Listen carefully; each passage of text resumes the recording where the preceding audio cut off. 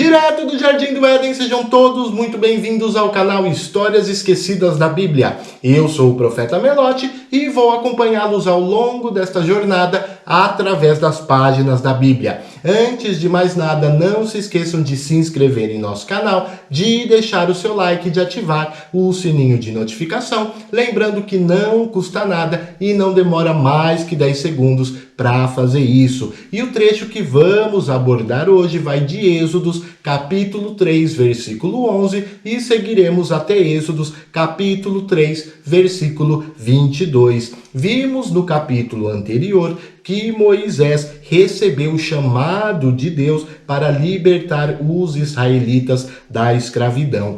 Porém, Deus vai encontrar Moisés um tanto relutante em aceitar a sua missão. E Moisés então vai dar 5 desculpas para assumir tamanha responsabilidade. Nós já falamos que o livro Êxodos contém algumas doses de humor e já começa por esse fato de justamente o herói, o personagem principal da história em ficar relutante, em ficar com medo de se tornar o que ele nasceu para ser. A primeira desculpa que Moisés vai dar pode ser resumida da seguinte forma: eu não sou ninguém. Então, assim que Deus pede para Moisés procurar o faraó para libertar o seu povo, ele vai logo responder: Deus, mas eu sou só um pastor de ovelhas vivendo aqui no meio do deserto, e esse rebanho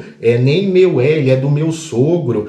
Quem sou eu para chegar lá perto do faraó e dizer eu vim aqui para libertar os israelitas, Eu vou acabar virando motivo de piada, eu vou virar o bobo da corte. Então Deus responde: Moisés, eu estarei sempre ao seu lado, eu vou estar sempre ajudando você. E não é a você que o faraó deve temer. O faraó tem que temer a mim, que sou o Deus Todo-Poderoso. E eu vejo você e o povo de Israel prestando culto a mim neste mesmo local, tá? Esta é a prova de que você vai conseguir libertá-los com a minha ajuda. Deus é onisciente e sabe de tudo o que aconteceu, sabe de tudo o que acontece e sabe de tudo o que acontecerá. Então, se Deus viu que futuramente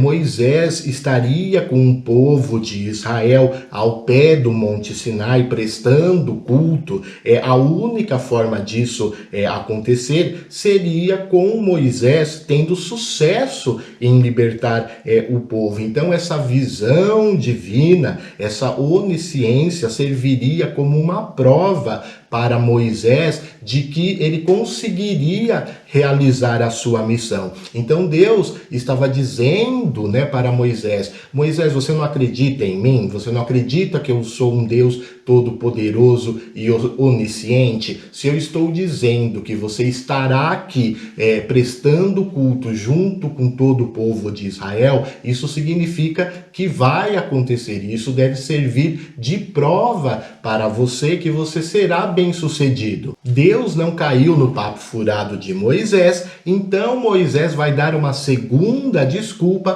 para tentar se livrar ali da sua missão. E essa segunda desculpa pode ser resumida no seguinte: eu não sei o seu nome. Moisés vai dizer a Deus: mas Senhor, quando eu me encontrar com os israelitas e disser o Deus de seus antepassados me enviou para libertá-los da escravidão, se eles então me perguntarem que Deus é esse, qual é o nome dele, o que eu devo responder? E Deus fala para Moisés: eu sou o que sou. É isso que você deve responder. Diga aos israelitas que eu sou me enviou até vocês. Diga que eu sou o Deus dos seus antepassados, é o Deus de Abraão, de Isaac e de Jacó, e que esse é um nome para todo sempre e pelo qual devo ser lembrado pelas gerações futuras. Mas vamos nos aprofundar um pouquinho mais para a gente entender melhor tanto a pergunta de Moisés como a resposta que Deus lhe deu. O livro Gênesis já havia revelado que o nome de Deus era Jeová. Então esse nome já era conhecido há séculos, tá? Na época dos patriarcas, né, de Abraão, Isaac e Jacó, os israelitas já sabiam que o nome de Deus era Jeová, e com toda a certeza os israelitas contemporâneos de Moisés, e incluindo Moisés, eles já tinham esse conhecimento e já sabiam que o nome de Deus era Jeová. Então fica a questão, fica a indagação. Por que, né, se isso era um conhecimento comum, se os israelitas e Moisés já sabiam que o nome de Deus era Jeová, por que ele temeria essa pergunta e por que os israelitas fariam também essa pergunta? Acontece que naquela época acreditava-se que a essência de uma pessoa se concentrava em seu nome, que a essência de uma pessoa estava em seu nome, e um novo nome significaria um novo eu. Por isso nós já vimos que vários personagens tiveram seus nomes alterados. Abrão passou a ser chamado de Abraão, sua esposa Sarai passou a ser chamada de Sara, e o principal exemplo foi Jacó, que passou a ser chamado de Israel. E lembrem-se que Jacó, o nome Jacó, significava aquele que agarra o calcanhar, aquele que age de forma traiçoeira. Isso para mostrar o caráter traiçoeiro que Jacó tinha no início da sua vida, tanto que ele enganou o próprio irmão, e teve um momento que ele enganou também o próprio tio, e então ele se tornou uma nova pessoa e deixou esse seu caráter traiçoeiro para trás quando ele passou a ser chamado de Israel. Então Moisés estava querendo dizer o seguinte para Deus: Deus, se eu chegar, né, até o povo de Israel e disser Jeová me enviou para libertá-los, ninguém vai pôr fé em mim, ninguém vai acreditar em mim, ninguém vai me dar crédito. Todos já sabem que o seu nome é Jeová. Isso já é conhecimento comum. Então, Deus, me dê algo a mais, me dê alguma informação que ninguém mais saiba, né? Para que o povo de Israel fique convencido de que esse novo nome indica uma nova revelação de Deus. E agora que a gente entendeu melhor a pergunta de Moisés, já estamos prontos para compreender a resposta que Deus lhe deu. E para isso é importante a gente dizer que o nome Jeová é derivado do verbo ser, é derivado do verbo tornar-se em hebraico. Ou seja, tanto o nome Jeová como o verbo ser têm a mesma raiz. E quando Deus responde para Moisés, eu sou o que sou, na verdade Deus estava fazendo um jogo de palavras com o seu próprio nome e o verbo ser, já que ambas as palavras são derivadas de uma mesma raiz.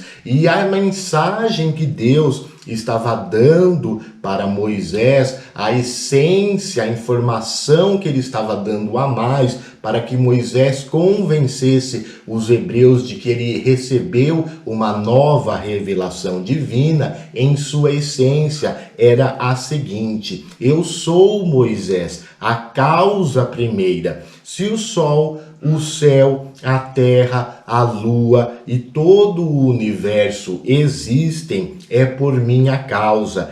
Eu sou a origem de todas as coisas. Eu vim antes de tudo. Eu tenho uma existência própria e independo de qualquer outra coisa para existir. Ao contrário de tudo o mais, que precisa de mim para a existência, para a sua existência. Eu sou, eu fui e sempre serei. E após essa revelação a respeito de sua própria essência, Deus prossegue falando.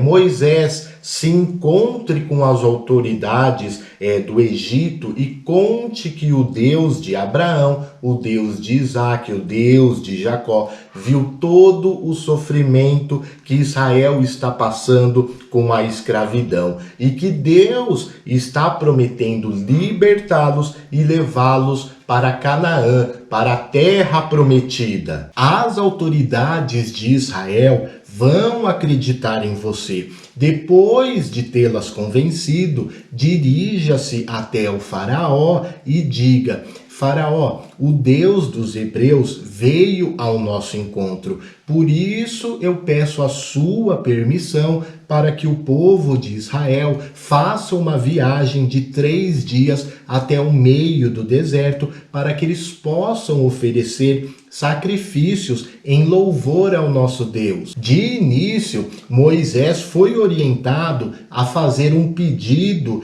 pequeno e razoável ao faraó. Ele pediu uma breve jornada com propósitos religiosos. Então Moisés não foi orientado a chegar de cara para o faraó e pedir a libertação dos hebreus. E Deus vai continuar falando, instruindo o que Moisés deveria fazer. Eu sei, Moisés, que o faraó não vai permitir essa jornada, porém, neste momento, eu vou entrar em ação. E então os egípcios verão todas as maravilhas que o Deus dos hebreus é capaz de realizar. E só após isso, só após ver todas as maravilhas que eu posso realizar, é que o faraó ficará com medo e então vai libertar os hebreus. E vocês,